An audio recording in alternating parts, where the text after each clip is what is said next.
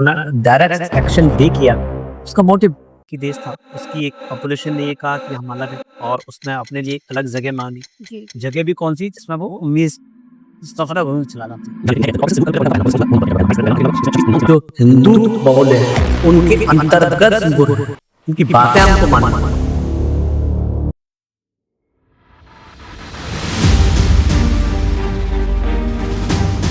Hello guys, this side is अंचल अग्रवाल। नमस्कार, सत श्री अकाल। कैसे हैं आप सभी? उम्मीद है सभी आप अच्छे होंगे। तो आज का विषय है टेररिज्म और आज हमारे बीच आ रहा है न्यूज़ नेशन के DN यानी डेप्यूटी न्यूज़ एडिटर, जिनका 15 साल का एक्सपीरियंस है। यस, 15 ईयर्स का। तो आज हम डिस्कस करने जा रहे हैं टेररिज्म, इसका ओरिजिन कैसे हुआ और पाकिस्तान का ओरिजिन कैसे हुआ। हिस्ट्री, ज्योग्राफी से लेकर हम आगे तक का फ्यूचर, जो भी उनका अनुभव है उस बारे में हम बात करेंगे। और पहलगांव में अटैक जो हुआ है उसके रिगार्डिंग हम बात करने जा रहे हैं। ऑपरेशन सिंदूर के रिगार्डिंग बात करने जा रहे हैं। और इसमें इंटरनेशनली रोल क्या रहा है, यानी डोनाल्ड ट्रंप का, USA का, चाइना का, और इंटरनेशनल रिलेशनशिप कैसे इसमें रोल प्ले करते हैं किसी भी वॉर में। और वॉर का मतलब क्या है, जिहाद का मतलब क्या है, टेररिज्म का मतलब क्या है, ये जो मेन की पॉइंट्स हैं जो हम अक्सर सुनते हैं, इस बारे में भी हम बातचीत करेंगे।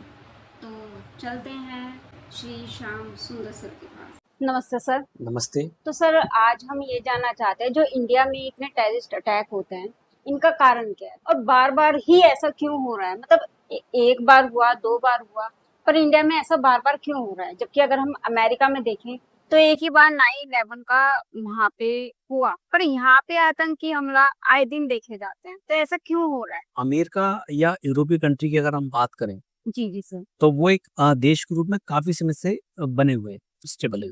और हम अपने आस-पास यदि देखें, पाकिस्तान, बांग्लादेश, इन्हीं के थ्रू हमको ज़्यादा थ्रेट्स मिलती हैं और ज़्यादा आतंकी हो। अब तो बांग्लादेश अलग हो गया, उससे पहले वो भी एक बहुत बड़ा मेजर पार्ट था हमको परेशान करने वाला, भारत को। उसकी रीज़न्स भी ये है कि चूँकि पहले 1947 का एक ही देश था, उसकी एक पॉपुलेशन ने ये कहा कि हम अलग हैं और उसने अपने लिए एक अलग जगह माँगी। जी। जगह भी कौन-सी जिसमें वो 19 सफ़रा घूमने चला रहा था। तो ऐसी स्थिति बनी तो एक पाकिस्तान बन गया वेस्ट में और ईस्ट में पूर्वी पाकिस्तान बन गया। 2 जगह उनको जगह दे दी। तो इनका बेसिक ट्रुथ्स देश का हाइप, उनका कहा हमको एक लिविंग स्पेस चाहिए, अलग-अलग। एक लिविंग स्पेस चाहिए। चूँकि ज्योग्राफिकली वो वेस्ट में थे, ईस्ट में थे, इसलिए वो उन्होंने उस चीज़ को प्रेफ़र किया। लेकिन उनके दिमाग में यही सोच थी कि पूरा का पूरा एरिया हमारा है। पूरा आज नहीं तो हम कल इनको अपनी पॉलिसी के थ्रू हम उसको अपने अंदर ले लेंगे और यहाँ भी हमारा रूल चलेगा। ये थिंकिंग में था, शुरू से थिंकिंग में रहा है कि सने धीरे-धीरे, धीरे-धीरे आबादी के रूप में हमारी जो टैक्टिक्स है, जिहाद है या इसी तरह की और भी टैक्टिक, उसके थ्रू हम 50 साल, 100 साल बाद इसको भी अपने में कैप्चर कर लेंगे। इसलिए उनको ये जगह लेने में कोई आपत्ति नहीं दिखी। जब आपकी सोच ही वहाँ से शुरू होती है और उन्होंने लिया भी ऐसे ही, जब 1940 के अंदर उन्होंने डायरेक्ट एक्शन भी किया, उसका मोटिव यही था कि ऐसा ना हो कि हमको जो हिंदू बहुल है, उनके अंतर्गत उनकी बातें हमको माननी पड़ी, उनका शासन हमको मानना पड़ा। क्योंकि हम तो अलग हैं, हमने भी इस पूरे हिंदुस्तान पर रूल किया है, पूरी दुनिया पर रूल किया है, हमारी पॉलिसी बेस्ट है, इसीलिए हमने इन पर रूल किया है। तो थिंकिंग प्रोसेस जो थी ना, तो उनकी शुरू से यही रही। तो भाई उन्होंने कहा कि पहले तो अलग लो, एक स्पेस लो, जहाँ से हम अपनी चीज़ को होल्ड कर सकते। तो पाकिस्तान और ईस्ट बंगाल को आपको ध्यान होगा, जब 1962 में पहला चीन भारत का युद्ध हुआ था, जी जी जी। ठीक, उस समय पाकिस्तान बहुत मजबूत, इंटरनेशनली भी लोग उनको सपोर्ट भी करते थे, जो यूरोपियन कंट्री थी वो उसको फंडिंग भी करती, ठीक है। भारत उस समय शायद कोल्ड वॉर चल। हाँ, भारत भी उस समय वो नहीं था, जी। ठीक है। और द्वितीय विश्व युद्ध के बाद सबको पता है कि अमेरिका और रशिया दो एक ग्रुप थे जिनके बीच में अपने वर्चस्व में लाने के लिए देशों को लॉलीपॉप दिया जाता था, जी। किसी को जगह का, किसी को पैसे का, किसी को रिलेशंस का। तो ऐसे लॉलीपॉप दोनों कंट्री बांटते रहते थे, ठीक है। कोई आज इसके साथ में ध्यान होगा आपको, आज हम जिस रशिया की बात करते हैं, जब 1922 युद्ध हुआ था चाइना के साथ, तब बस ने इसका कोई रिएक्शन नहीं दिया था, जबकि पूरी दुनिया को पता है कि चाइना और रशिया एक ही है, एक ही विचारधारा के हैं। बिल्कुल। फिर भी मतलब उन्होंने ये कहा था कि चाइना को अटैक करने दिया है, तब बोल नहीं आए। फिर रशिया ने भी उनकी मदद की। तो उस समय अमेरिका आया था जी। भारत की मदद के लिए। बिल्कुल, रशिया न्यूट्रल हो रहा बल्कि क्यों हो गया था? विचारधारा का। विचारधारा के। क्योंकि वो उसी का पनपा हुआ देश था चाइना तो और अमेरिका। तो उस समय अमेरिका बहुत खुशी से भारत की मदद करने के लिए आया 1962 में, ठीक है? अब चूँकि रशिया को भी लगा कि यार वैसे तो ठीक है, लेकिन अगर कोई दूसरा भारत तक तो ठीक था मामला, लेकिन अगर अमेरिका इंटरफियर यहाँ करता है, तो ये हमारे लिए दिक्कत हो जाएगा। तो उसने चाइना को बैक लिया, बोला उससे कि तो जितना ज़मीन उनको ले सकता था लिया, उसका बैक हो लिया, जी। बाहर निकल 1962 ठीक है? और इंडिया ने भी एक्सेप्ट कर लिया कि भैया ये स्थिति है। उसके बाद जब अमेरिका लगा तो शर्तें थोपना शुरू कर दिया इस मदद की, तो भारत फिर फँस गया। हाँ, उसने कश्मीर में मिलिट्री लाने के लिए बात करी थी कि यूएन से मिलिट्री पीस मिलिट्री वगैरह भी या जी, ठीक है? तो अब चूँकि वो इंडिया तक आया, लिया तो पाकिस्तान भी उसी समय उसके उसमें आया, इन्फ्लुएंस में आया। वो 2 कंट्री मिल गई उनको अमेरिका को, कोल्ड वॉर ठीक है? 2-2 पाकिस्तान भी मिल गया, इंडिया भी मिल गया। उस समय पाकिस्तान अच्छा खासा देश था। पूरे पाकिस्तान के रूप में उसमें पोर्ट्स थे और इधर वो पूरे साउथ ईस्ट एशिया था और इधर वो व्यापार कर ही रहा था। तो भारत से ज़्यादा वो फिर अमेरिका के पाकिस्तान था उस समय 1962 में। तो उसके बाद फिर होगा फिर 1965 का जब युद्ध हुआ, ठीक है? जब पाकिस्तान को लगा कि यार अमेरिका भी हमारा अच्छा है, इधर ये चाइना इनके पास हमला कर ही चुका है, रूस इनके पास तो कोई भी नहीं है। तब उसकी हिम्मत पड़ी थी 1965 का युद्ध करने की अच्छा, पाकिस्तान। जी, आज हम भले ही पाकिस्तान को कमज़ोर समझते हो, उस समय ऐसा नहीं था। भारत कमज़ोर था और इसलिए लेकिन चूँकि भारत इतना बड़ा देश है कि अगर वो एक तरफ हो जाए तो वो डायरेक्ट इतने में किसी को मतलब इससे भारत से डायरेक्ट युद्ध नहीं जीता कभी, कूटनीति के तहत युद्ध की। जो जीते हैं युद्ध अपना इतिहास भी बताता है इसलिए, कूटनीति के तहत हारा है वो। डायरेक्ट युद्ध में मतलब इतने अरब आए सब कुछ है, कोई नहीं हरा पाया। तो वही स्ट्रैटेजी फिर यहाँ पर 1965 में उन्होंने सोचा कि पूरा वार करके भारत को कैप्चर करते हैं, नहीं कर पाए। खासकर रशिया आया बीच में, तस्कम समझौता वगैरह जो आज बात कर रहे हैं ना, रशिया के पास गए ना वो जी, कि आप हमारे पुराने दोस्त हैं, आपने ताशकंद में समझौता कराया था और ये तब उसके समीकरण ऐसे थे कि वो रशिया और पाकिस्तान और अमेरिका अमेरिका को रोकना था इसलिए उसने करा दिया था। जी, जी, ठीक है ना? आज की स्थिति बनी और अब जाके क्या नाम है 1965 के बाद ये स्थिति हार गया चलो कोई बात नहीं। उसके बाद फिर उसने क्या किया जब बांग्लादेश का मामला चला मतलब हार गया लेकिन वो माना नहीं हार।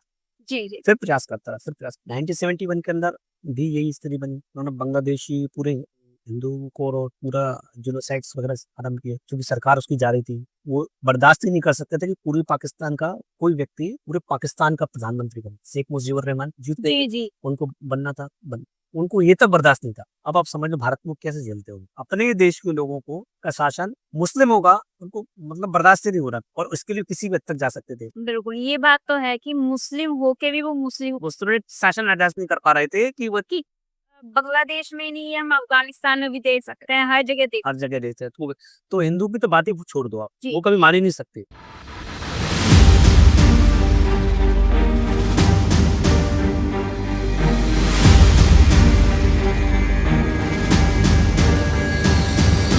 बिल्कुल, ठीक है ना? अब उनने कहा 1971 का युद्ध 1971 के युद्ध में भी उनको ये लगा था कि रशिया और चाइना तो पहले ही दुश्मन है इनके। जी, अमेरिका मेरा दोस्त बन ही चुका है पिछले 1965 से 71 तक। पूरी वो सपोर्ट कर रहा है सारी चीज़ें उसने बैकिंग दे दी कि हमको अफ़गानिस्तान वगैरह का ये एरिया में आप वो जगह दे दो जो रेशम रूट कहलाता था चाइना से वाला, एक स्थल रूट मिल जाएगा, बदले में हमको पैसा चाहिए, आपको जो चाहिए वो करो और इनको अनस्टेबल रखो भारत। बस इतना ही काम है, बाकी सारी चीज़ें होंगी। तो 1971 में यही उसको वो थी, मुगलता था कि भारत तो अपने आप में सक्षम है नहीं है। अगर भारत पाकिस्तान में युद्ध होता है तो मेरे साथ अमेरिका बैकड्रॉप में खड़ा नहीं, इनके साथ कोई है नहीं, वो लड़ गया ये। अब ये नहीं पता था कि उस समय तक पूरी पॉलिसी चेंज हो चुकी है। पूरी पॉलिसी चेंज होने के बाद ये पूरा समाजवाद की तरफ आकर्षित हो चुके हैं और रशिया इनको पूरे इन्फ्लुएंस में ले चुका है भारत। जी। ये बाद में पता चला उनको। हम अपने दर्शकों को बता देना चाहते हैं दरअसल ये सर जिस वक्त की बात कर रहे हो सब कोल्ड वॉर चल रहा था यानी शीत युद्ध यानी आइडियोलॉजिकल वॉर यानी मतलब रशिया या यूएसएसआर कहें तो वो समाजवाद यानी सोशलिस्ट आइडियोलॉजी को फॉलो करता था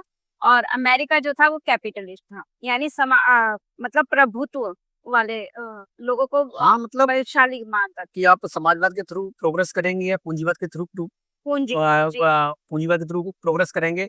आप चुन लीजिए इन दोनों देशों में से वो आपकी मदद करेंगे।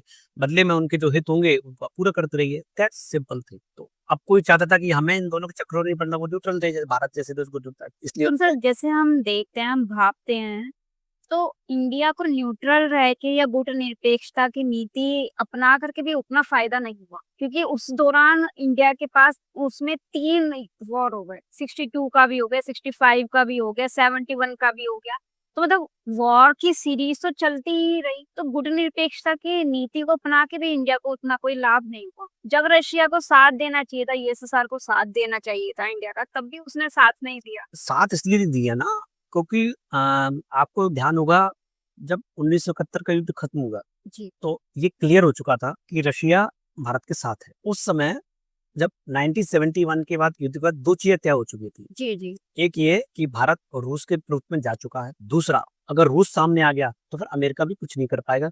दो चीजें बहुत क्लियर, फिर कोई वर्ल्ड पावर आ जाए तो भी कुछ नहीं है अगर रूस खुल के किसी के साथ में, चाइना भी है वो भी। जी जी दो, तीसरी पाकिस्तान को भी ये बात समझ में आ गई थी जी कि हम भारत से सीधे युद्ध में तो नहीं जीत, ये उसको इतने सालों बाद समझ में आया था। 1971 में समझ में आ गया था कि भले ही हम भारत को अकेला समझते रहे, कुछ भी समझते रहे, डायरेक्ट, हाँ डायरेक्ट हिट में हम इनको नहीं हरा सकते। जी ठीक है, हमको वही वाली पॉलिसी अपनानी पड़ेगी, कूटनीति वाली और मार के भागने वाली, जो कि उनकी आदत रहेगी। उसी नीति को उनको अपनाना पड़ेगा, उनको समझ में आ गया था। तो वो चलेगी उसके बाद 1977 के बाद इसी पॉलिसी पे, भाई डायरेक्ट आना नहीं है। और रूस क्यों आया इसका सबसे बड़ा काम आपको बताएं, जब इंदिरा गांधी ने इमरजेंसी लगाई जी और इमरजेंसी लगाने के बाद कॉन्स्टिट्यूशन में जो बदलाव किए थे, उसमें जो सबसे बड़ा बदलाव क्या था, उस प्रस्तावना के अंदर समाजवाद, हाँ धर्मनिरपेक्षता को और इंक्लूड अखंडता, ये तीन जी चीजों ने इंक्लूड करी तीन थी। चीज, एक तो सोशलिज्म, एक सेक्युलरिज्म, अखंड Integrity, इंटीग्रिटी, ये तीन वर्ड्स को उन्होंने इंक्लूड इंक्लूड किए थे। तो क्यों किए थे? क्योंकि रशिया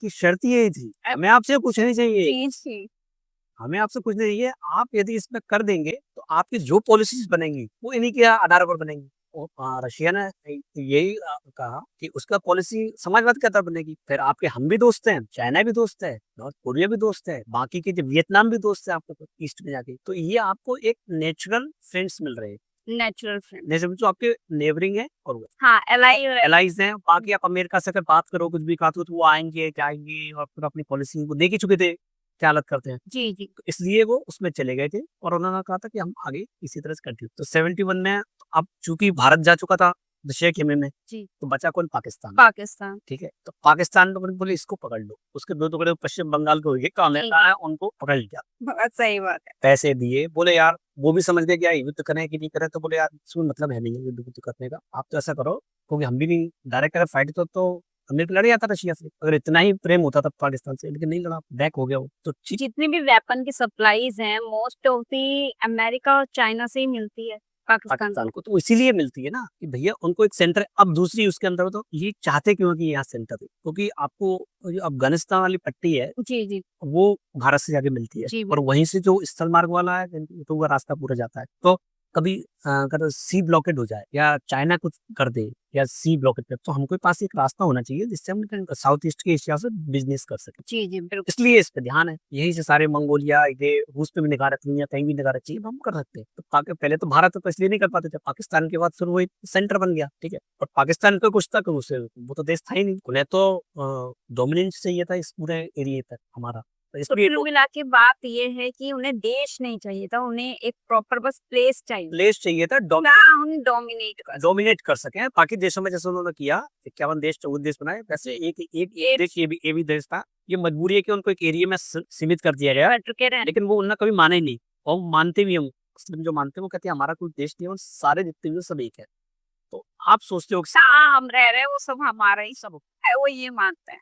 उसी पॉलिटी पे चलते हैं और उसी पे वो बाकी लोगों से मदद मांगते हैं, वो कि हम आपको ये दे देंगे। भाई मैंने आपसे छिनाया और मैंने आपसे कहा कि आपको छिनाया उसने तो नहीं है, वो आपकी मदद कर देगा, आप छिनेंगे में से दे रहे हो ना हमको और वो आपकी मदद कर रहा है। तो ये पॉलिसीज पे वो चलते थे। अब हार तो गए। अब एक इंटरेस्टिंग फैक्ट देखिए, भारत और पाकिस्तान की जो आज की जो पहलगाम की जो घटना हुई है ना, उसके पीछे के साथ अब क्या किया जाए, हार गए। अमेरिका जैसा देश के लिए बड़ी भद्द वाली चीज थी, कहाँ तो आप इतना वो कर रहे हो, पूरी सुपर पावर हो, ये कर रहे हो। पाकिस्तान तो वैसे ही पिटा सटाया देश था, तो उसे तो उसने ही चिंता नहीं, लेकिन अमेरिका को थी। और उधर रशिया पावरफुल हो गया, एक बड़ा भारत देश उसके साथ में समिट हो गया रक्षा में उसमें। तो फिर अमेरिका ने दिमाग चलाया कि अब क्या किया जाए, जब रशिया के थोड़े से और महत्वाकांक्षा बढ़ गई, तो फिर अफगानिस्तान के अंदर उन्होंने इंग्लिश धीरे धीरे उसको करना शुरू किया। अफगानिस्तान मेन जो जड़ है वो यहीं से शुरू होती है पहला। तो मेन कॉज ये है जो मतलब आज हम टेररिस्ट का ये रूप देख रहे हैं, तो बिहाइंड ऑफ द स्टोरी है। ठीक है, उसके बाद रशिया ने 1979 में जी दिसंबर के करीब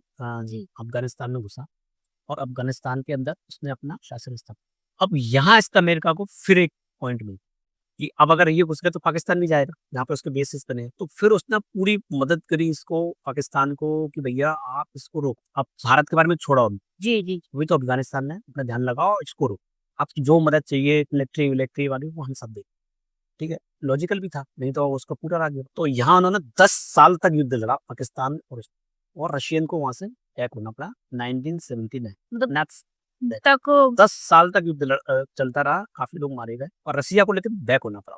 ये पाकिस्तान की बहुत बड़ी सफलता मैं मानूँ। उसका बदला था कि आपने हमारे देश को तोड़ा था, रशिया ने, तो हमने आपके दे और इसका जो बैक हुआ वो ये हुआ कि 91 ने लसन 100% ये इसी का परिणाम था। अफ़गानिस्तान ने जब हारा वो, तो उसी का सेटबैक था कि उसके 15 टुकड़े हुए। तो पाकिस्तान और अमेरिका इस बात से खुश हो गए कि चलो हमने बदला लिया। पाकिस्तान के 2 टुकड़े हुए थे, हाँ, वो हुए थे तो हमने बदला ले लिया। यूएसएसआर यूए के 1991 में वो पूरा यूएसएसआर रशिया में हो गया, बहुत सारे देश बन गए। ठीक है?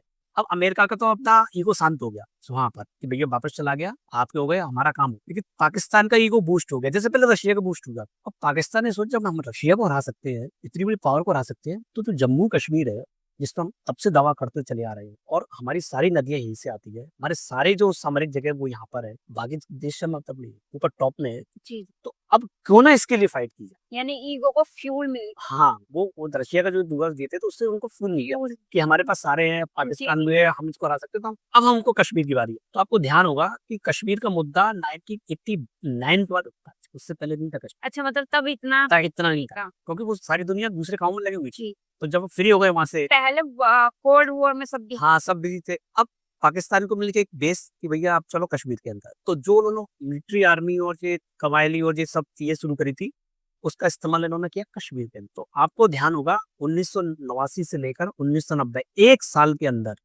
उसकी पूरी की पूरी जनसँख्या को बदला गया। किसके थ्रू? साल। पैसा किसका? अमेरिका, यूरोपीय देशों का। जी, कबायली कौन थे? जिनके रशिया के लिए लड़ाई थे, वो भेज दिए इन्होंने यहाँ पर यूके वगैरह के अंदर।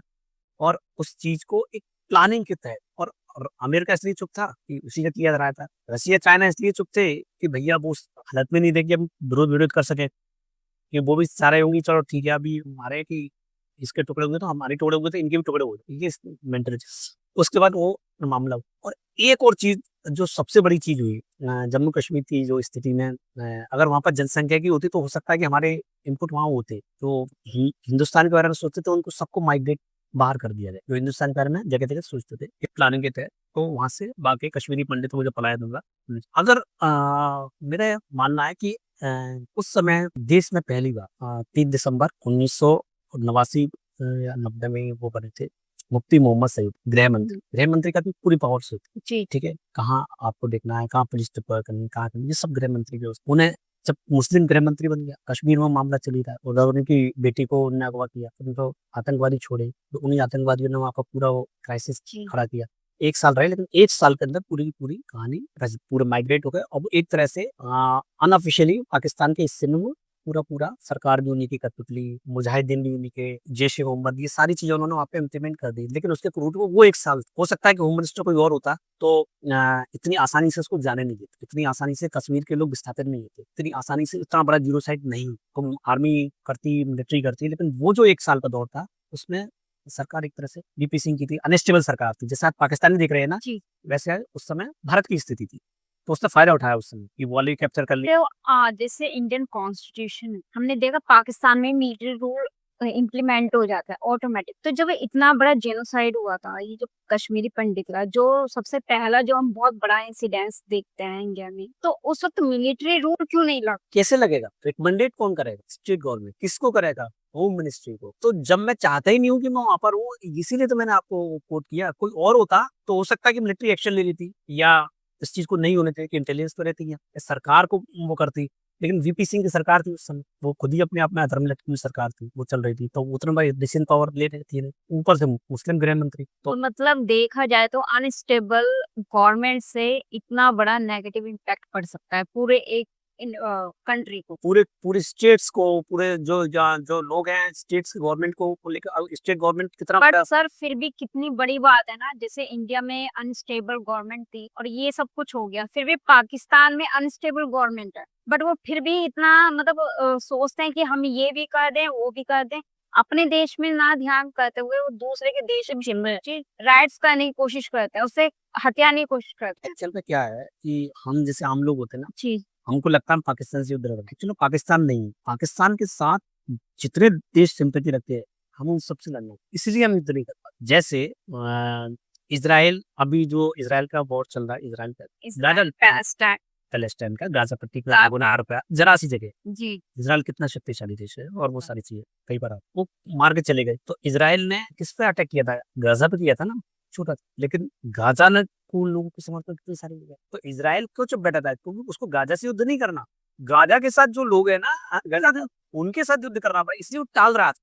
जी, जी। उसे तो मतलब पैलेस्टाइन से हाँ, वो टाल रहा था कि बोले इसको तो हम खत्म कर लेकिन इसके साथ जैसे हम इसको छेड़ेंगे, वैसे ही बाकी देश फेंक है। यही कारण है कि पाकिस्तान से तो आप कभी भी कर लो, हरा भी दो उसको। लेकिन पाकिस्तान के साथ आप जैसे ही भिड़ोगे, वैसे ही जो इंटरनेशनल पावर होती है ना, वो अपने हित के आधार पर एक उनमें से एक को चुनाव कर लेगी। और अगर आपके पास ही गलत हो गए, तो आप हार भी सकते सर जैसे आजकल देखा जा रहा है, इंडिया के फेवर में सभी कंट्रीज हैं, हम देख पा रहे हैं। बट सबसे बड़ी बात न्यूक्लियर वेपन जो मतलब पाकिस्तान बोलता है हमारे पास न्यूक्लियर वेपन है, अभी ये तो पता नहीं है या नहीं। बट सबसे बड़ी बात उसका ज्यादा डर कर रहे हैं। देखिए, पहले तो जब तक कोई चीज़ टेस्ट में नहीं आती है, तब जी, तक सब आपकी है। जी, बिल्कुल सही बात। मुझे बिज़नेस करना है तो मैं आपके साथ हूँ, सारे देश आपके साथ में हैं। आप हमसे अच्छी बात कर रहे हो, हम आपके साथ। लेकिन जब आप कहीं फँसोगे और आपको जब एक्शन लेना होगा, तब सही मायने पता चलता है कि आपके साथ कौन है, कौन नहीं। अभी ये इसकी टेस्टिंग नहीं हुई। अभी सिर्फ वर्बली बातें हो रही है कि हम आपके साथ हैं, ऐसा है। लेकिन रियल में जब हारो और जब आपको मदद एक चुनाव करना पड़ेगा, तब हक़ीक़त पता चले कौन किसके साथ। हो सकता है वो आपके साथ में हो, कल को नहीं। आपको पता है सेकंड वर्ल्ड वॉर में एक इंटरेस्टिंग चीज़, ब्रिटेन उसी रशिया पर अटैक कर लिया जो उसका बंदा 1941 जी, और क्यों किया था? वो पूरे रशिया को जीतना चाहता था। उसको लगा था जो उनका दोस्त था और उसके उसके बाद इन्वेजन कर दिया उसने। फिर बाद में उसको ब्रिटेन के साथ में एलाई करना पड़ा और फिर वो सबसे मतलब उसको एक धक्का सा लगा स्टालिन को एक धक्का सा लगा कि ऐसा कैसे हो सकता है? रात को उठाया था उनको, क्या बोलते हैं वो सेना आएगी, बोले नहीं यहाँ कोई सेना वेना नहीं आई। जब सुबह देखा तो जी, ठीक है, तो इंटरनेशनल रिलेशंस में कब कौन किसका दोस्त है, ये कह नहीं सकते कि कितने समय तक दोस्त है और उसके बाद क्या हुआ। और इसी बात का बदला रशिया ने लिया था। उसने कसम खाई थी कि अब जो हिट होगा ना वो हमारी तरफ से होगा। हिटलर के बंकर के पास रशियन सेना गई थी, जबकि पास में कौन थी? ब्रिटेन था, फ्रांस थी, सही। यूएस थी, लेकिन कौन गया था अंदर? रशियन गए थे। रशियन उनको वो चीज याद, लेकिन जैसे हमने इसमें देखा है जब इंडो चाइना का वॉर हुआ था, तो हमें लगा था शायद रशिया हमारा साथ देगा, बट वो पीछे हट गया। पीछे हट गया। जी, और जब हमको लगा था कि 1971 में अमेरिका साथ देगा, तो रशिया सामने आ गया। तब रशिया सामने आ गया। ठीक है, और उसके बाद जब कश्मीर का मुद्दा आता है तो चाइना उनका दोस्त बन जाता है, क्योंकि चाइना और रशिया दोनों दोस्त हैं। जी, ठीक है, इज़राइल की बात आती है तो इज़राइल अमेरिका अच्छे दोस्त हैं, ठीक है? अब इज़राइल पे वार कौन कर रहा है? ईरान के माध्यम से। ईरान। ईरान किसका दोस्त है? रशिया का दोस्त। तो इस नाते और इज़राइल भी मदद कर रहा है, हम ईरान भी मदद कर रहा है। तो इंटरनेशनल रिलेशन हमारे लाभ-हानि का आधार पर निर्धारित करते हैं। हम इसको परमानेंट फ्रेंड और परमानेंट एनिमी नहीं मान सकते। जी, जी, बैलेंस ऑफ पावर। बैलेंस, हाँ, आप कुछ क्या दे सकते हो, क्या ले सकते हो, इस पे डिपेंड है और कितने समय तक दे सकते हो। ये भी नहीं कि आज दोस्त तो कल रहे। तो इसलिए बात बहरहाल हम वहाँ थे कि रशिया के बाद जो युद्ध हुआ था, उन्होंने अपने वापस लेके तो जब कश्मीर के अंदर उन्होंने मुजाहिदीन वगैरह भेजे, जब उनकी महत्वाकांक्षाएँ बढ़ गई और जब ये सारे हो गए, तो फिर ये अपने आप में स्वतंत्र पूरा बन गया एरिया, तालिबान के रूप में, अफ़गानिस्तान वगैरह ये सारी। और अब इनको खुराक चाहिए थी। अब बन तो गए, अब देखिए जाए कहाँ? इतनी आर्मी-वार्मी वाला, तो उन्होंने कुछ तो यहाँ छोड़ दिए, कभी कहीं सीरिया-वीरिया भेज दिए, कहीं कुछ कर जी, दिए। लेकिन फिर अब फंडिंग हुई, अब अमेरिका तो काम निकल गया, अब तो उसको फंडिंग करने की ज़रूरत नहीं है, लेकिन बिना फंडिंग के फलें कैसे? तो फिर अमेरिका पे अटैक अच्छा। कि आपने हमको बनाया और आप हमें छोड़ के कहाँ चले गए? ऐसे कैसे जा सकते हैं हम? हम और पकड़ के रख के हमारी पूरी पूरी पुड़िया आपके लिए बनी हुई है और हम उनका क्या करें? तो होता है फिर अमेरिका पे। तो मेरे को समझ में आया कि भैया हमने बोया था उसके लिए कि रशिया को रोकने के लिए, क्योंकि ये तो हमारे लिए भस्म वही वही बात है, बोया पेड़ बकुल का तो भस्म बना। अब कहाँ से है? तो उसके बाद फिर वो टेरर के लिए जब उसने बनाया, तो उसको तो पता था कि अमेरिकनों से बनाई हमारी कहानी है, तो टेरर तो यही है। तब उसको मजबूरन पाकिस्तान से अपना हाथ पीछे थी दिखाने, और जैसे उसने हाथ खींचना शुरू किया, तो इसके साथ फिर कोई दोस्त बचेगी। रशिया भारत के साथ मत आई, चाइना से कोई मतलब नहीं है, बाकी देशों से मतलब नहीं है। उसके बाद से ध्यान होगा पाकिस्तान की हालत गिरने लगी। वो नया नॉर्मल स्थिति है। हाँ, इधर एक मजबूत सरकार आई, जब भारत के अंदर एक मजबूत सरकार आई, तो वो उसका और तेज होगा। जो हम कभी सुनते नहीं थे कि इतना करेंसी जाएगी, गरीबी हो रही है, आज हम मजाक उड़ाते हैं पाकिस्तान। एक समय हम लोग पाकिस्तान में भारत का मजाक उड़ाते, कितना डेवलप था वो, कितना डेवलप था वो, पाकिस्तान मदद से था। मदद जैसी बात गई, आज की स्थिति ये कि वो छोटे मोटे हमले करते रहता है कि 4-5 साल के अंदर कि मुद्दा बना रहा है कैसे कश्मीर बचा रहे, कि कश्मीर भी चला गया तो पाकिस्तान देश में अनाज चीजें नहीं बचेगी।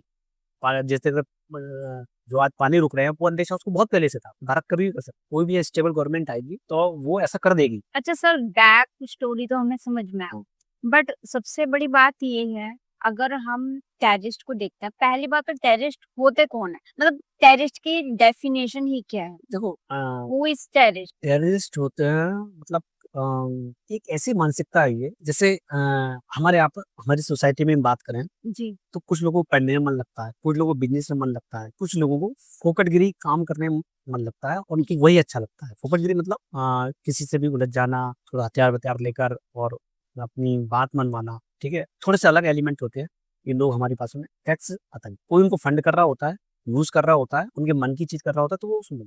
आतंकी के यदि फंडिंग रोक दिया है तो कौन आतंकी बनेगा? कभी देखा है आपने बिना पैसे के कुछ ने हथियार चलाते हुए? अपने सामान में देखो, उनको भी कहेंगे लेकिन पैसा सोर्स तो फंडिंग का सोर्स है। तो फंडिंग फंडिंग के सोर्स के थ्रू आतंकी बनते हैं।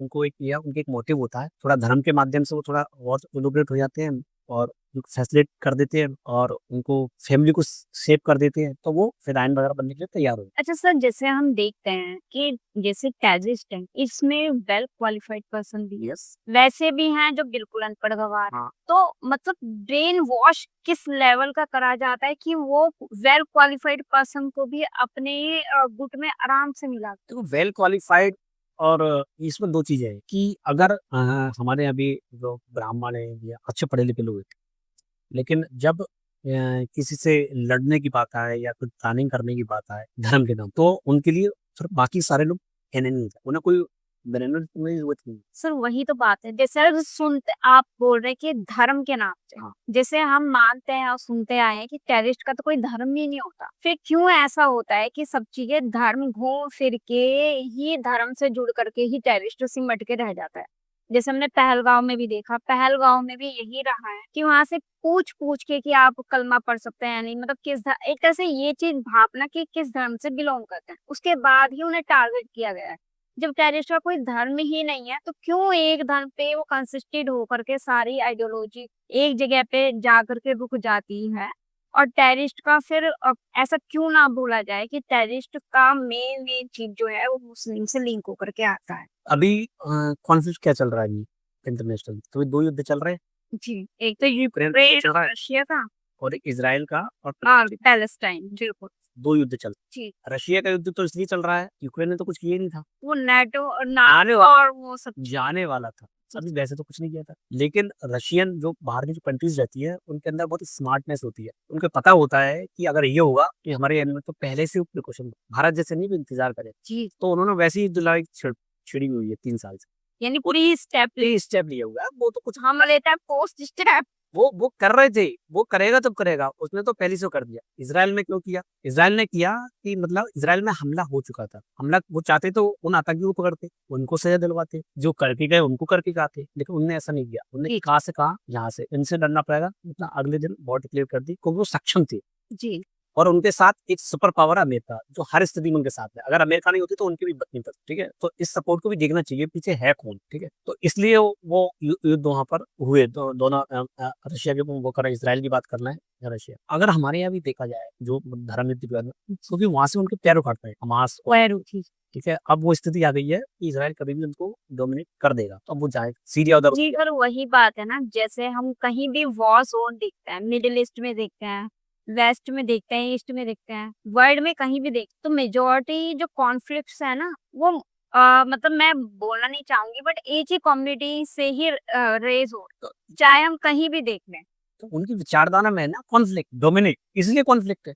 अच्छा सर, जिहाद का मतलब क्या है? जिहाद का मतलब हमने बहुत सुना है जैसे कि कोई भी टेररिस्ट पर्सन है वो जिहाद जिहाद बहुत बोलते हैं, तो what is the meaning of जिहाद का मतलब तो मतलब देखा है ऐसे मुस्लिमों के रूप में देखा जाए तो हक के लिए वो ये मानते हैं कि यदि हमको कहीं पर भी किसी एक ग्रुप से अपने हकों के लिए या उसमें डोमिनेंस करना है, तो जिहाद एक ऐसी चीज है जिसमें फिर वो सारे वर्ग एक हो जाते हैं और उनका उद्देश्य या तो मरना मारना, भाई दो ही चीज रहती है जिहाद का, जिसमें उनको बहुत सारी चीजें, मर गए तो स्वर्ग अल्लाह के नाम पर है, जिंदा है तो फिर ये सारी चीज, तो उनके लिए तो कंडीशन है वो मस्जिद वाली होती है, तो उसके माध्यम से वैसे लोग कौन आएंगे, कौन लड़ेंगे, आपको हित होगा या हित होगा तो ही लड़ेंगे, लेकिन इस नाम पर उनके पास बहुत सारी चीजें ऐसी मिल जाती है कि कई देश मिल जाते हैं कि चलो याद हो रही है हमारे अपने भाई, इनको मुल्क में अगर कुछ जीतेंगे तो हमारे लिए कुछ लेके आए, बाकी तो उनको कोई दे नहीं था, इसलिए वो इस चीज का यूज करते रहते। तो हमने अभी तक जितना समझा तो जो पहलगाम है, जब पूरी वो पठानकोट, उसके रूट कॉज में वही एक थिंकिंग है कि हमको डोमिनेट करना है। जब तक उनको बाहर से कोई फंडिंग या सपोर्ट मिलता रहता है, कोशिश करते रहते हैं, क्योंकि पहले से ही अफगानिस्तान के युद्ध के समय पे सारी चीज तैयार हो चुकी थी, इस मिलिटेंट कुदरू को हमको के रूप में उनको ऐसी जगह मिली हुई है जो ये कह सकते हैं हमारे देश में नहीं, ज्योग्राफी, तो वो सारी चीजें वहां पर करते रहते हैं और वो सही भी है, क्योंकि उनके देश में कैंप ही नहीं है, हम तो आपने उसमें बना रखे हैं, चाइना को वो दिए हुए रखा है, तो वहां से वो मिलके पूरे नेक्स्ट भारत को परेशान करना, ये सब चलता रहता है, वो फंडिंग आती रहती है, करना तो कुछ है नहीं, पाकिस्तान को कोई सही सैटेलाइट भेजने हैं या किसी देश की मदद करनी है, ऐसा तो कुछ सोचे नहीं उसने, कभी देश की मदद करते हुए सोचा है उसने? नहीं। बाकी छोटे छोटे देश भी कर देते हैं, वो नहीं करता। जी। उसका एक ही उद्देश्य है कि बस अपने यहाँ डोमिनेंस को रखो और वो करो, तो अब लेकिन उसके भी दिन अब लगने वाले। भारत अनस्टेबल था, पाकिस्तान स्टेबल था, तो हम हारते मतलब जीते एक दिन, लेकिन नुकसान सहते रहे, हम कभी कोई हिस्सा ले नहीं पाए, हमने बचा भी किया, हमने किसी जमीन को कैप्चर नहीं कर पाए इतना जीतने के बाद, लेकिन अब जो स्टेबल गवर्नमेंट और वो जिस तरीके से एक्शन ले रही लिए जा, तो जो हिस्सा पीओ के यहाँ है वो तो ये लेंगे ही, हो सकता है दवा बनाने के लिए अंदर तक घुस जाए, इधर भी घुस और बांग्लादेश में भी दवा बनाने की, म्यांमार में कोई मतलब जब माइंड आता था, माइंड में होता तो मस्जिद घुस जाए, ठीक है, और फिर वो मॉर्गन उस पे आए कि भैया क्या करना है, कैसे कर, क्योंकि इस बार का जो इलाज होगा वो पक्का वाला होगा, इसीलिए इतनी तैयारी चल रही है। आप मतलब पानी रोक दिया आपने डैम्स के, तो एक दिन में तो नहीं रोका होगा। जी सही। आप प्रिपरेशन कर रहे होंगे कि ऐसी स्थिति आने आएगी, नहीं आएगी, 2-4 साल बाद आएगी, 5 साल बाद आएगी, इसीलिए तो आपने रोक दिया ना, तो रातों रात तो कुछ नहीं हुआ जी, ठीक है। बाकी पाकिस्तान में कब से आर्थिक हालात उसके खराब हुए, उसकी सारी रेपुटेशन खराब हुई, उसके सारे सपोर्ट बंद, आपने पूरे देशों में घूम के बताया कि हम एक स्टेबल, हमसे बिजनेस कीजिए, जो पाकिस्तान आपको दे रहा है वो चीज हम देंगे, तो ये कॉन्फिडेंट पैदा किया बाकी देशों के अंदर। तो जब ऐसी कोई स्थिति आती है तो कोई भी बदमाश के साथ नहीं जाना चाहता, ओपनली तो नहीं जाना चाहता, जी टीचर से बनेगा, और ऐसे कोई अमेरिका के इंटरेस्ट भी नहीं है, ना ही कोई रशिया के इंटरेस्ट है जिसमें जमीन की लड़ाई, सब आजकल पीआई जो आ चुका है, तो पीआई के माध्यम से जिसको जो करना वो कर ही लेगा, कमाना दमाना जो भी हो, तो उसके माध्यम से अब वो होगी। तो अब ये ज्योग्राफिकली चीजें का मायने थोड़े थोड़े कम हो गए, ये पाकिस्तान को अभी समझ में नहीं आ रहा, तो पीए को चला जाएगा तब उसको समझ में आएगा कि चीजें कितनी बदल चुकी। जी सर, ये तो हम देखते हैं, अब जैसे पहले के वॉर अलग तरीके के होते थे, अब तो एआई भी हो गया है, और सबसे ज्यादा डर एक बात का और भी है, इंडिया में ना स्लीपर सेल्स बहुत, हाँ, जैसे स्लीपर सेल्स होते हैं वो हमें और आप जैसे लोगों सबकी तरह ही रहते हैं, बट जैसे ही उन्हें कोई ऑर्डर आता है, उस ऑर्डर को फॉलो करने के लिए वैसे ही काम करने लगते हैं। तो एक तो स्लीपर सेल, एक बायो वेपन्स हैं, मतलब आजकल की टेक्नोलॉजी इतनी डेवलप हो चुकी है कि वॉर जोन जरूरी नहीं है कि बॉर्डर पे ही जा, भाई ऐसा भी हो सकता है कि इंट्रा कॉन्फ्लिक्ट भी शुरू हो जाए। यही तो पाकिस्तान की यही पाकिस्तान की सबसे बड़ी ताकत है, जो आईएसआई एजेंसी, मिलिट्री रूल, इसके माध्यम से क्या करते हैं चाइना और ये दोनों कि ये आपके अंदर तक घुसे हुए, आपको कॉन्फ्लिक्ट उनको पता है कि हम उन्हीं को उभार देंगे, तो आप बॉर्डर पे तो हमसे बात में लड़ोगे, आप ही की ये सारी चीजें मिलके स्लीपर सेल के। अब स्लीपर सेल बनता कौन है? स्लीपर सेल वही बनेंगे ना जो मतलब अवैध रूप से अंदर आ रहे, किसी को पता चला, उसने उसको ऑर्गेन किया कि आप हमारा काम करो, अदरवाइज धन को रिपोर्ट करवा देंगे, तो वो वहां जाने की अपेक्षा स्लीपर सेल के रूप में काम करना है, धर्म के नाम पर करे, मजबूरी के नाम पर करे, या पैसे के नाम पर करे, लेकिन वो वही करेगा। ऐसे लोगों का पूरा नेटवर्क है भारत के अंदर बहुत सारे पड़े हुए हैं। अभी जब पाकिस्तान में तब पता चल रहा है, अभी मुरादाबाद का जो केस आया है, ये जो 22 महिलाएं थी पाकिस्तानी, वीजा पर घूमने आई थी, और उनके अब वहां पर 500 की फैमिली बिना रही, तो कैसे हो गए? अब अगर इन 500 लोगों में से किसी को कह दिया जाए कि भाई ये काम करना है आपको, तो क्या किसी की हिम्मत है मना कर दे? क्योंकि जैसे ही मना करेंगे वो खोल के आपको बाहर कर देंगे। ऐसे ही लोग स्लीपर सेल के रूप में। तो जो सीए वगैरह जो नियम आ रहे हैं ना, वो इन्हीं सब चीजों के लिए आ रहे हैं कि आप आइडेंटिफाई करो कि ऐसा ना हो कि आप मजबूरी में कर रहे हो, कर तो गलती रहोगे ना, विकास की जगह पर आपको लोग आपको ब्लैकमेल कर रहे हैं, ब्लैकमेल तो हो रहे हो, ब्लैकमेल ही है, ठीक है। रेजिडेंस आप सीए नागरिकता कर रहे हो तो आप ब्लैकमेल क्यों होगे? अगर आप ओपनली आप आ जाओगे, आप अपने आपके दस्तावेज आ जाएंगे तो कहोगे आप ब्लैकमेल, आप प्रोग्रेस करोगे ना, लेकिन ऐसे आप हमेशा ब्लैकमेल होते रहोगे। तो वही बात है कि गवर्नमेंट कुछ भी स्कीम लेके आती है वो बहुत सोच समझ के लेके आती है। जैसे म्यांमार से या फिर इधर बांग्लादेश से जो भी आए हुए हैं रोहिंग्या वगैरह, तो गवर्नमेंट क्यों ऐसे स्कीम्स लेके आ रही है? जैसे हम हर बार सोचते हैं कि उनको आइडेंटिफाई कर रहा है, इनको कर रहा है, इनको कर रहा है। अब इसमें प्रोटेस्ट भी बहुत हो रहे हैं। तो इसका कारण यही है कि पहली बात तो स्लीपर सेल्स हमें पता लगे, और ऊपर की गवर्नमेंट कौन से एक्शंस लेने वाली। देखिए गवर्नमेंट तो बहुत क्लियर है, उससे पहले जब थोड़ा इसमें हुआ उरी में सर्जिकल स्ट्राइक करके सिर्फ कैंपों तक सीमित रखा, आतंकी गतिविधि, तो फिर जब उसके बाद भी नहीं माने तो रेलवे स्ट्राइक की। ये बड़ा कदम था बालाकोट, किसी देश की सीमा के अंदर घुसकर और उसके अंदर करके आना बड़ी चीज। लेकिन उनको लगता है कि ये सब चीज के इलाज को कोई मतलब है नहीं, जो दुश्मन है वो दुश्मन है और वो हमेशा ऐसे ही रहे जी जब तक उसको दबा के ना रख। तो जब हमारे थॉट्स प्रोसेस ये हुई गया, तीसरा कर ही दिया, और इसके बाद और भी होंगे, तो जिसकी पूरी फैक्ट्री आतंकी निकालने की हो, जिसका पूरा धंधा ही इसी पे टिका हो, तो उससे आप क्या अपेक्षा रख सकते हैं? तो ये तो क्लैरिटी में उनको तो समझ आने वाला है। अब आप क्या कर सकते हो, आप देख लो। तो वही सरकार मूड में है कि हमने देख लिया, हमको जो करना है। तो पहले तो जब ये रक्षा मंत्री और ये सब पीएम ये तय कर चुके हैं कि हमने सिर्फ उनको नहीं देखना, उन्होंने हमला किया जी, जहां से वो पैदा हुए, हमें उन पर भी अब इस बार वार करना है।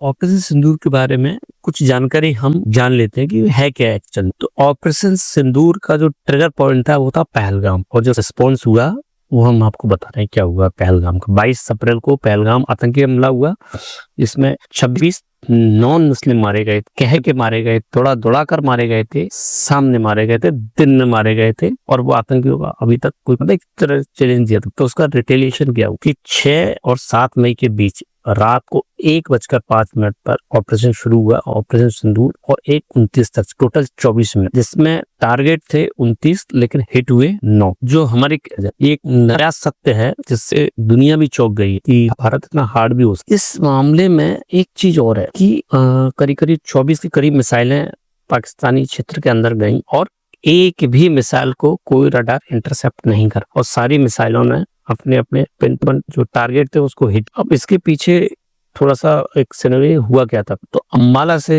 राफेल उड़े कैल्प ईजी मिसाइल्स के साथ में थे। ग्वालियर से मिराज 2000 उड़े, बिल्कुल शार्प और वाइट। और जैसलमेर से जो सुखोई 30 MKI थे वो ब्रह्मोस से लैस थे, लेकिन पैक पाई थे। अगर इनको कुछ हो जाता तो पीछे से इनको सपोर्ट करेंगे, जैसा कि बालाकोट में कुछ उसी तरह का अरेंजमेंट था। अम्बाला, ग्वालियर, जैसलमेर, और ऊपर से जो अपना नेत्र अवाक सिस्टम है जो आसमान में जो भी छोड़ा गया था कुछ समय पहले, उसने देखा कि सारी ऊपर नजर रखा हुआ था कि कुछ अगर गड़बड़ होती है तो उससे कैसे रिट्रीट किया। और इसमें ड्रोन का भी इस्तेमाल किया गया, और ड्रोन के इस्तेमाल से भी कई टारगेट हिट होने की बात सामने आ रही है। जो 9 लोकेशन जिसमें हिट हुई उसमें एक था बहावलपुर जो 120 किलोमीटर की दूरी पर है, जो जैश ए मोहम्मद का हेडक्वार्टर था। मुरीद के 38 किलोमीटर है, जो लश्कर-ए-तैयबा का बेस था। मुजफ्फराबाद 15 किलोमीटर है। कोटली 19 किलोमीटर की दूरी पर है भारत से। भिम्बर 12 किलोमीटर की दूरी पर। सियालकोट 21 किलोमीटर की दूरी पर। गुलपुर 9 किलोमीटर की दूरी पर। तेहरा कलां 13 किलोमीटर की दूरी पर,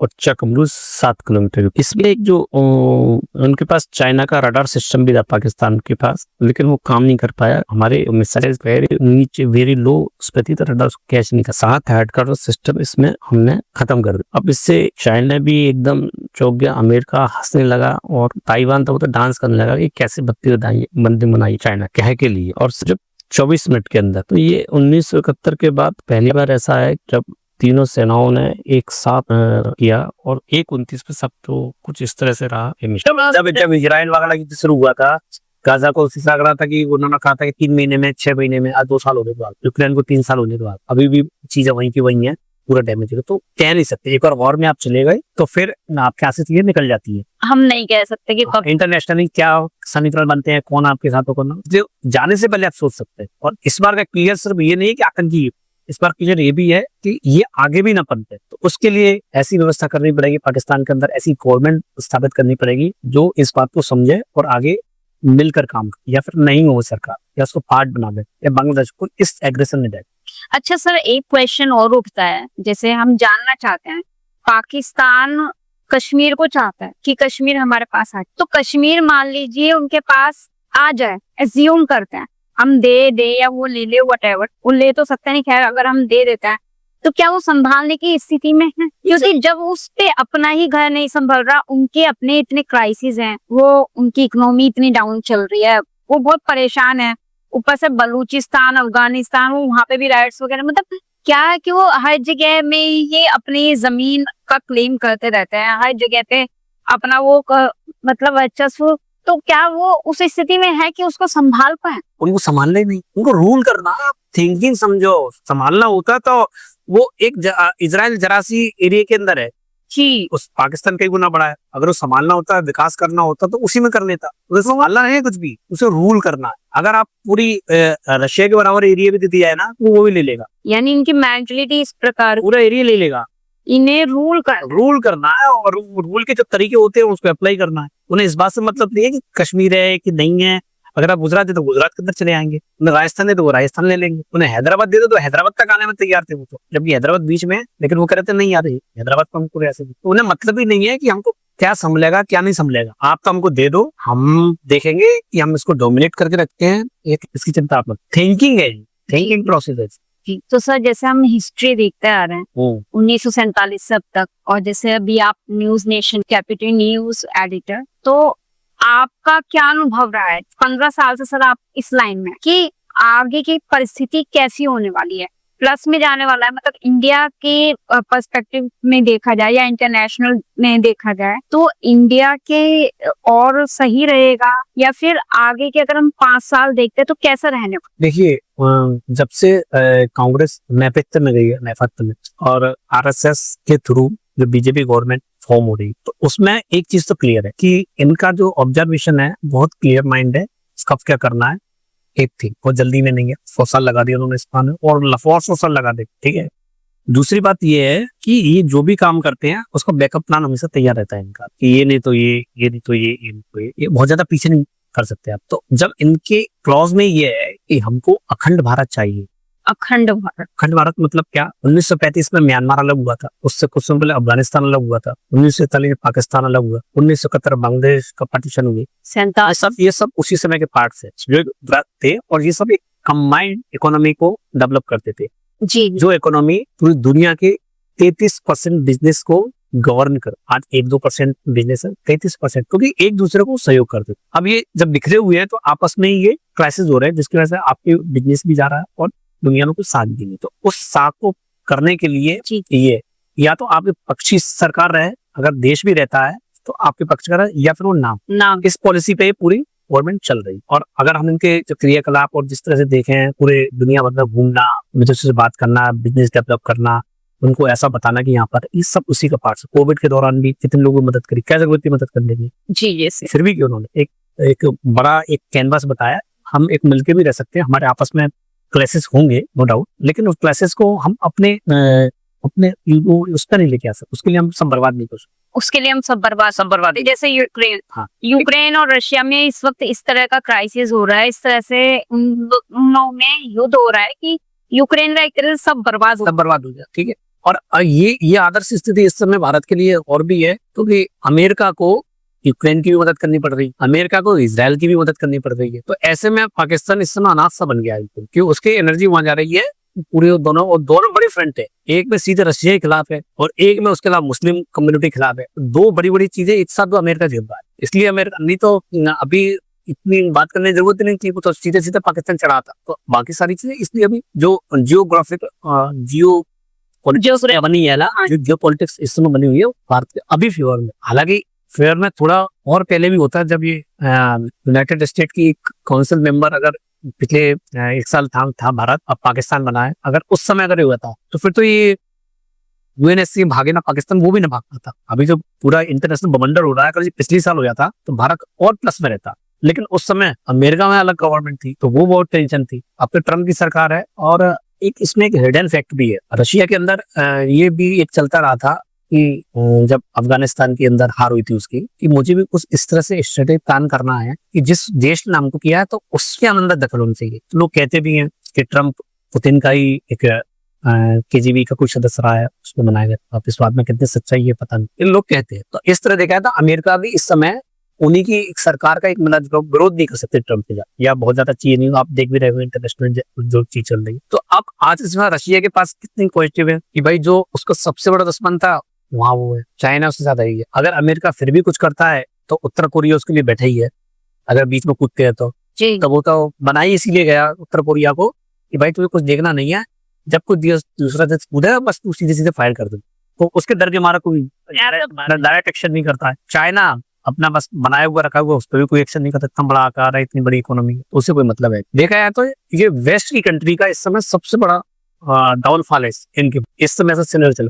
तो इस स्थिति का फायदा भारत उठा सकता है, ये भी बड़ी पावर बन सकता है। हालांकि बनने देंगे नहीं देंगे ये बात की बात है, लेकिन बन तो सकती है। सर, जैसे अभी आपने बताया वहाँ पे डोनाल्ड ट्रंप की सरकार, और डोनाल्ड ट्रंप की जो पॉलिसीज है वो भी चाइना के हित में नहीं है, मतलब चाइना से विरुद्ध चलते हैं। वो वहाँ पे उनके प्रोडक्ट्स को एक्सेप्ट कर रहा है नहीं कर रहे वो अलग मुद्दा है, बट जैसे कि हम देख पा रहे हैं वो चाइना से बिल्कुल अलग है। चाइना फेवर में आएगा इंडिया के साथ, ये पाकिस्तान के साथ जाएगा? चाइना इंडिया की फेवर कभी नहीं आएगा, क्योंकि उसकी जो आर्थिक हित है वो उस कश्मीर वाले पॉइंट्स के लिए है। अब अगर आप उसको कैप्चर कर लेते हो तो वो आपका दोस्त बन जाएगा, कोई दूसरा अगर उसको कैप्चर कर लेता है तो वो उसका दोस्त बन जाएगा। उसे बिजनेस से मतलब, एक थिंकिंग। अगर अफगानिस्तान कैप्चर कर लेते तो अफगानिस्तान में दोस्त बन जाएगा, तालिबान का बन जाएगा। उससे इस मामले में कोई फर्क नहीं पड़ता। चाइना उसे उस अपने इंटरेस्ट से मतलब है, इंटरेस्ट है, तो जिधर उसे दिखा वो उधर ही लुढ़क जाएगा, क्योंकि उसकी अपनी कोई वो नहीं है। और रशिया की बात उसको इनडायरेक्ट माननी पड़ती है। अगर फोर्सली अगर कोई चीज कही है तो उसको मानना पड़ता है। चीन आदमी इतना बड़ा देश नहीं बना कि वो रशिया को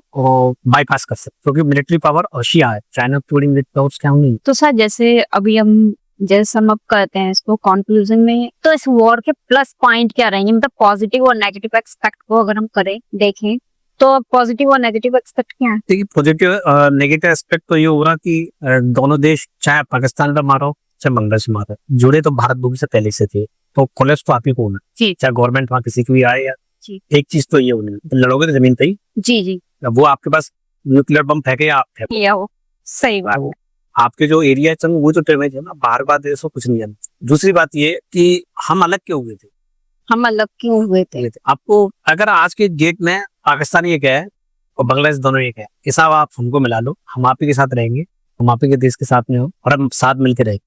भारत की हिम्मत नहीं है कि उनको एक्सेप्ट कर। भारत की हिम्मत नहीं, क्यों नहीं? जब उन्होंने 1947 में, तब एक ही था ना, तब एक तब मुस्लिम भी उतने थे, हिंदू भी उतरे थे। तो जो रिवॉर्ड्स मचाए थे तभी तो आपने निर्णय लेना पड़ा अलग करने, क्योंकि आपने वो उस दौर को देखा था। रिवॉर्ड्स हो गए और रिवॉर्ड्स हुए थे सारी, आपने उस दौर को देखा था कि कितनी दिक्कतें हैं साथ, आपने कैसे उनको अलग किया। तो भारत में थोड़ी शांति पड़ी तो आपको इसमें चीजों को वापस ले, फिर से यदि कोई मर्जिंग हो जाएगी तो क्या आपको लगता है कि आज की डेट में इनकी की आबादी बढ़ चुकी है और आप उनको कंट्रोल कर सकते हैं? नहीं, सब पॉपुलेशन वाइज तो नहीं कर सकते। ये भी बड़ी दिक्कत है कि आप उसको देश को जीत के भी कुछ नहीं करने वाले हो, मतलब आपके लिए और आफत हो जाएगी। मतलब आप उसमें ये कर सकते हो कि ये कोई गवर्नमेंट बने ऐसी कि जो अपने हिसाब से चलती रहे, बस आप इतना कर लो, यही बहुत है। इन्वेजन करने में क्या दिक्कत है? जबरदस्ती किया आपने, तो जब आपके साथ मिलके रहते तब आपको नहीं छोड़ा, तो आप जबरदस्ती करके जाओगे तो आपको कैसे घाव देते रहे हो? मतलब ना तो इधर से फायदा है ना उधर, बस ये युद्ध हो रहा है। भाई जगह उनको भी चाहिए रहने के लिए, चीज आपको भी चाहिए, तो उतनी जगह वो रह रहे हैं। बस ये है कि उनको थोड़ा सा उनकी सोच वैसी है कि भैया हमको इंटर डोमिनेट कर गया तो कश्मीर वगैरह में वो आतंकी सोच कह सकते हैं, करते हैं। भारत को उस मामले में पहले ही मतलब नहीं था। उनके बच्चे बड़े होके तो कोई या तो डॉक्टर बनने की सोच रहा होता है, इंजीनियर बनने सोच रहा है, IAS बनने की सोच रहा होता है। वो कभी नहीं सोचता है कि मुझे जाके कंदू उठा परसेंटेज, जबकि ठीक उसको उलट है। तो सोच का अंतर है। और क्योंकि देखो सभी लोग एडजस्ट करते हैं, क्रिश्चियन भी अलग है, उनके भी अपने देश, अपने सोच से चलते हैं। बाकी इजराइल वगैरह ये सब नहीं, तो एडजस्ट तो सब करते हैं। आप कैसे रह सकते हो उनको इतना डिसाइड करना, आप कैसे कंट्रोल करते हो। पॉलिसीज आपकी ये होनी है। अब उनको मार दोगे, पीट दोगे, वो तो सब करना ही है, कोई भय दिखाने के लिए करना ही पड़ता है। लेकिन ऐसा नहीं है कि आप कोई बहुत बड़ा उसमें प्रॉफिट में आने वाले, आपको बहुत बड़ी चीजें मिलने वाली, वो तो आपको पहले से ऑलरेडी आप इन्हीं को संभालो। ठीक है सर, जैसे पहलगांव का ही हम देखते हैं, तो पहलगांव में भी यही, यानी वो आए, उन्होंने जिस हिसाब से अपना प्रदर्शन किया, प्रदर्शन ही कहेंगे, तो मतलब उसी से ही उनकी सोच का पता लग रहा है कि क्या कहने का मैसेज क्या है उनका, कि हम आपको मार डालेंगे और तुम जाके अपने गवर्नमेंट को कहो। देखिए, ये तो प्रोवोक पहले ही करता रहता है। पाकिस्तान का ये है कि जब वो एक अच्छी सिचुएशन में होता है ना, तो वो इस तरह की प्रोवोक करता है, उकसाता है। पाकिस्तान ने अभी क्यों किया, एक साल पहले क्यों नहीं भेजा? एक साल पहले क्यों? जी महाराष्ट्र में एक सरकार का ही फर्क होता है स्टेट से। उस सरकार के इनपुट्स होते हैं, वो जब इस तरह इंटेलिजेंस पर लोग वैकी करते हैं, ये करते हैं, तो अगर सरकारें ऐसी होंगी कि आपसे एंटी हैं तो हो सकता है आपको ट्रैप कर ले। उनको उसका भी इंश्योरेंस चाहिए होता है कि सरकारें न्यूट्रल हो या वैसे हो, वैसी सरकारें ना हो, नहीं तो वहां पे जाकर पता नहीं कब ट्रैप हो जाए। तो जब महाराष्ट्र में भी तब हुए थे, जब कांग्रेस सरकार थी तो वो न्यूट्रल थी, सेकुलर थी, तो उसको कोई ज्यादा मतलब था नहीं, तो लोग एंटर हो गए, अपना काम किया, और जो कर रहा था यही चीज वो क्या मध्य प्रदेश में कर सकते हैं क्या? ये चीज राजस्थान में कर सकते हैं, ये चीज के बिहार में कर सकते हैं, गवर्नमेंट भुट्टा बना देंगे, असम में कर सकते हैं जी, तमिलनाडु। ऐसे ऑर्गेनाइज क्राइम जिसमें एकदम विवत्स सा हो, लाने लगती है ना, इसमें पैसा लगता है, बहुत कुछ लगता है, तब जाके आप कोई थ्रू बेच पाते हैं। ये आप पहले तय करते हो कि हम करना कहाँ है। जम्मू कश्मीर में जब अभी बीच में शासन चला था, कुछ नहीं था, जैसे ही वहां पर अक्टूबर के अंदर जम्मू कश्मीर एक स्टेट गवर्नमेंट आती है, सिर्फ जम्मू कश्मीर के उतने में ये बवाल मच जाता है। क्यों? क्योंकि आप कुछ चीजें तो स्टेट का आदमी चली गई ना, जी, इसलिए वो कर सके। और सर जैसे देखा जाए तो पहलगांव में ये हुआ है, तो अब मेजरली टूरिस्ट तो जाएगा नहीं, तो देखा जाए तो टूरिस्ट अगर जाएगा नहीं तो वहाँ की जो इकोनॉमी है वो कैसे रन करेगी? मतलब वहाँ पे उनको भी तो खाने के लिए किसी के लिए चाहिए। नहीं, ये भारत तो एक ऐसे पंगु बनाया जा रहा है कि तुम्हें खाने पीने के लिए फिर से इसी रास्ते पे आना होगा कि पत्थर मारो और हम तुम्हें पैसे देंगे, वही सब चीजें। ऐसी सोच है पाकिस्तान की कि ऐसा होगा, इतना ऐसा होने वाला। अच्छा, तो भारतीय भी बहुत भुलक्कड़ है, ऐसे कितने हमले झेल चुके हैं, उन्हें इस बात से कोई फर्क नहीं पड़ता कि क्या हुआ था क्या नहीं हुआ था। जैसे 1-2 साल निकलेंगे, सब भूल जाएंगे, सब क्या क्या है क्या नहीं है। जैसे जब इसमें से जम्मू कश्मीर से 370 हटी थी, ठीक है, तो एकदम लोग गए थे, उससे पहले सब भूल गए कि ये वही कश्मीर है, 1991 में यहाँ पर सारे हिंदुओं को मार के भगाया था, सब भूल गए, सब भूल गए। आपने ऐसे प्रिटेंड किया ना कि अब यहाँ सेफ है, जैसे आप कहीं पर प्रिटेंड करते हो वो जाने लगेंगे, उनको कोई दिक्कत नहीं। आपने बताया कि असुरक्षित है, नहीं जा रहे हैं, आप जिस दिन कहते हो नहीं असुरक्षित है ये सारी चीजें, तो फिर से जाने लगेंगे। जी, बार इस मामले में तो बिल्कुल एकदम सही है, उन्हें तो दिखाओगे वो वैसा काम करने लग जाते हैं। ये अच्छा सर एक चीज और ना, न्यूज भी पढ़ रही थी, अब ऐसी टेक्नोलॉजीज आ गई, जैसे मक्खी है उसमें कैमरा फिट कर दिया, ड्रोन आ गए हैं, ड्रोन्स बहुत माइनर इतने छोटे निशाने लगा रहे हैं, भाई आप घेर कर कर रहे हैं। तो अब वो चीजें पहले हमको पता नहीं रहता था, सामने न हमारा इनपुट रहता, तो हमको आर्मी को मूव करना पड़ता था, सामने मार दिया। आज में टारगेट करके सब टेक्नोलॉजी हो रही है, तो अब उस पर जो बजट पहले ये जाता था, अब दूसरी जगह पे खर्च हो रहा है, ये तो वही है। तो कुल मिला के बात ये है कि चाहे कुछ भी करे, ये सुधरने वाला तो है नहीं। कैसे भी आपने बताया कैशिश के भी, क्योंकि इनकी मेंटेलिटी है रूल की, रूलिंग मेंटेलिटी। वो सुधरेगा, और सुधर के कर भी क्या लेगा? जी क्या कर लेगा वो? जिसकी सोच में नहीं है कि हमको किसी देश में बनना है, वो सुधर के करेगा भी क्या? जी हमारे यहाँ कितने बदमाश होते हैं जो जेल के अंदर बार क्राइम करके आते हैं, तो फिर से क्राइम करते हैं, फिर से क्राइम करते हैं, फिर से क्राइम करते हैं। क्यों करते हैं? क्योंकि उनके पास कोई विचार ही नहीं, उनके अर्निंग ही वही ये सोर्स है, उनका खाना पीना इसी चल रहा है क्राइम से। वो कहीं काम करने जाएंगे तो वो काम नहीं देगा कोई उनको। तो कभी कभी हम शौक में जाते हैं, मजबूरी बन जाती है। मैं तो पाकिस्तान शौक में गया था कि हमको ये सब चीज करना है, लेकिन आज उसकी मजबूरी बन गया कि हमको उसी के साथ। अच्छा, मेरे शौक था उसको डॉनगिरी करने का, और डॉन बन तो गया, लेकिन अब वो मजबूरी बन गई, वो चाहकर भी उससे पीछे नहीं छोड़ा। जी सर, क्योंकि मेंटेलिटी आप चेंज नहीं कर सकते। तो बहुत बहुत धन्यवाद सर, आप यहाँ आए हमारे निमंत्रण पे, और आपने अपना 15 साल का अनुभव हमसे साझा किया, और आपका इस पहलगांव या फिर टेररिस्ट अटैक के ऊपर क्या मतलब एक्सपीरियंस है, आपने वो उसको क्रक्स करके हमारे सामने अपना विचार रखे हैं, उसके लिए बहुत बहुत धन्यवाद।